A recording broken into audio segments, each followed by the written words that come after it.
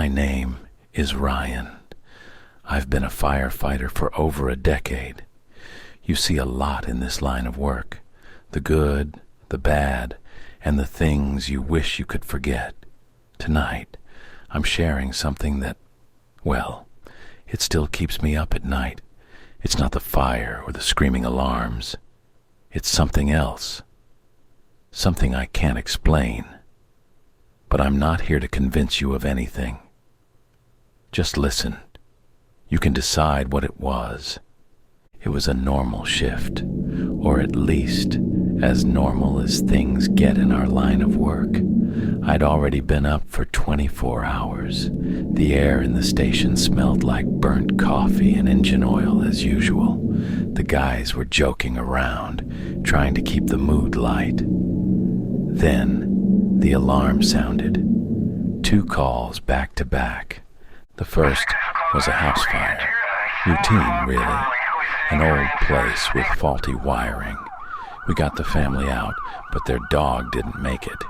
You learn to compartmentalize things like that. You have to. I remember the little girl, clutching a soot-stained teddy bear, asking us why we couldn't save her puppy. Save my puppy? I didn't have an answer for her. The second call came in right as we were hosing off. Possible overdose, residential address, caller disconnected.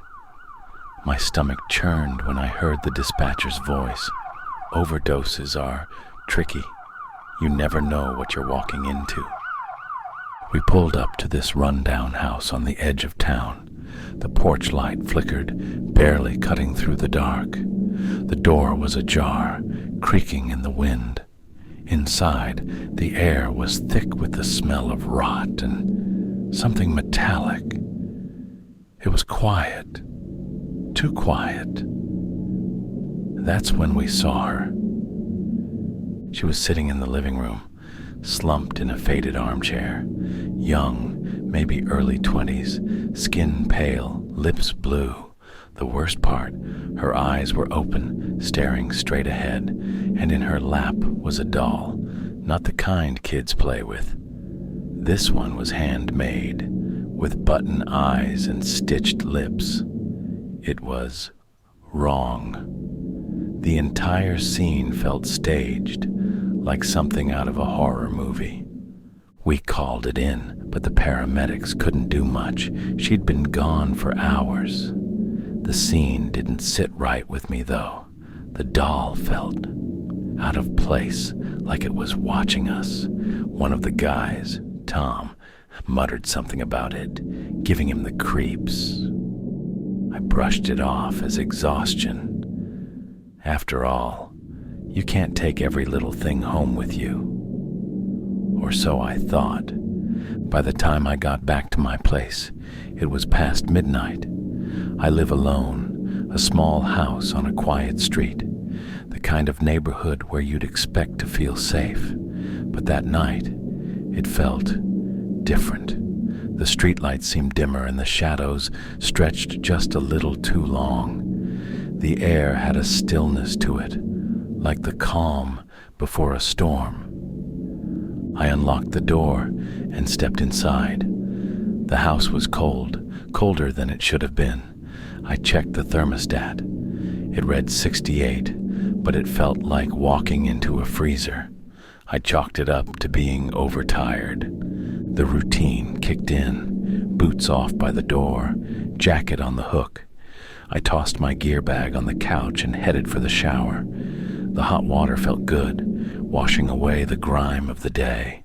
But as the steam fogged up the mirror, I thought I heard something. A faint creak, like a footstep on the hardwood floor.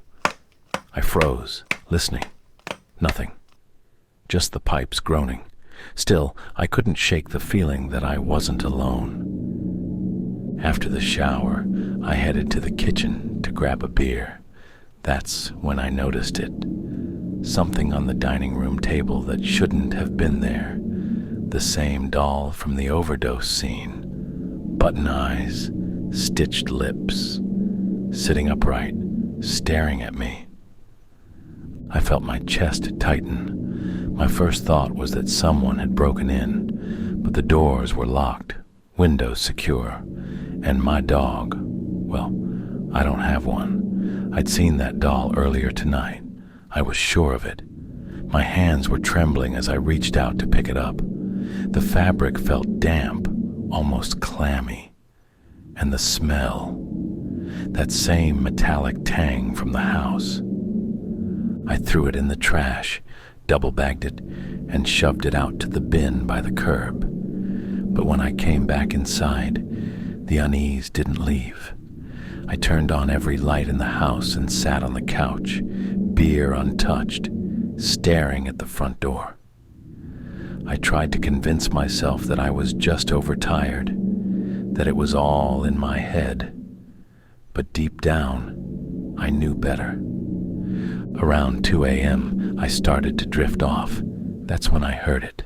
A soft tapping, not at the door, but at the window. My living room has these tall windows with thin curtains. I could see the outline of something. Someone. The shadow was still. Too still. I grabbed my flashlight and edged closer. My heart was pounding so hard I thought it might give out.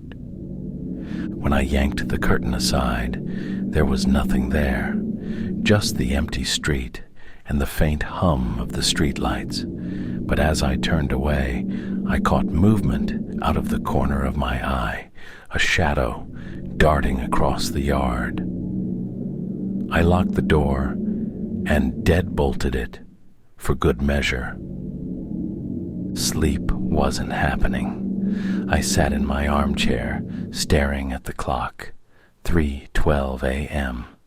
That's when the lights flickered, once, twice, and then went out completely. The hum of the fridge stopped. The house was silent, save for the faint ticking of the clock on the wall.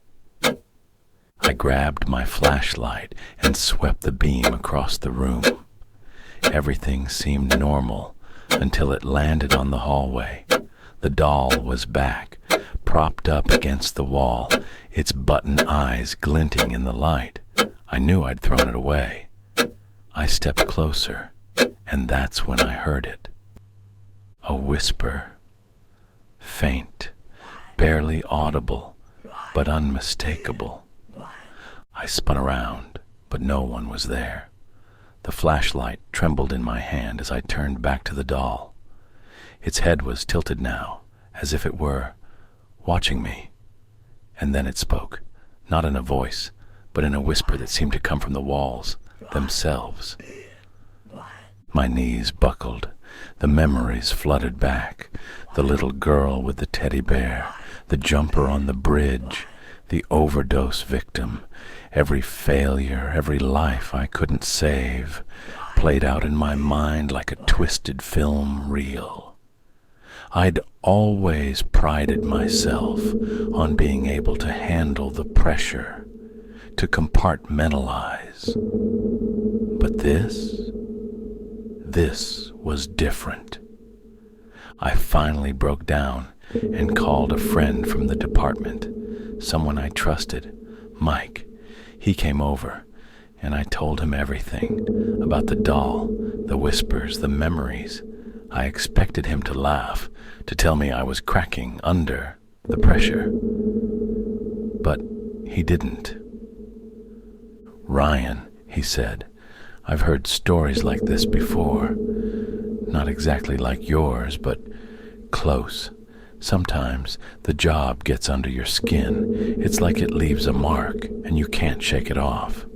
That night, I decided to confront it once and for all.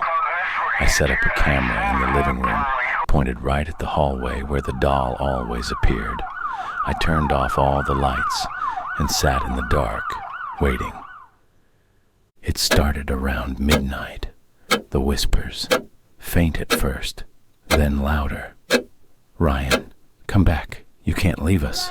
The temperature dropped, and I could see my breath in the air. The camera's red light blinked steadily, recording everything. And then it happened. The doll appeared, not gradually, not like it had been placed there. One moment the hallway was empty, and the next it was there, standing upright, its head turned slowly toward me, and the whisper stopped. There was nothing. No whispers. No doll. Nothing. It was like so sudden it scared the shit out of me even more. I stayed up the rest of the night, and by morning I was convinced that whatever had been happening to me was done. I don't live in that house anymore. I sold it and moved across town. The whispers haven't followed me here. At least, not yet. I still have the footage, but I haven't shown it to anyone. What's the point? No one would believe me anyway. I've tried to move on, but some nights when it's quiet and I am overthinking, I start to get paranoid that the doll and its whispers are going to come back. It's like a dark cloud that stays away and then suddenly comes rushing back like the roar of the ocean.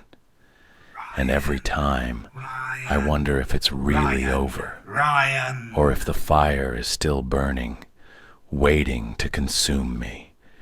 You don't have to believe me. Honestly, I'm not sure I believe it myself, but if there's one thing I've learned, it's this: some fires you just can't put out.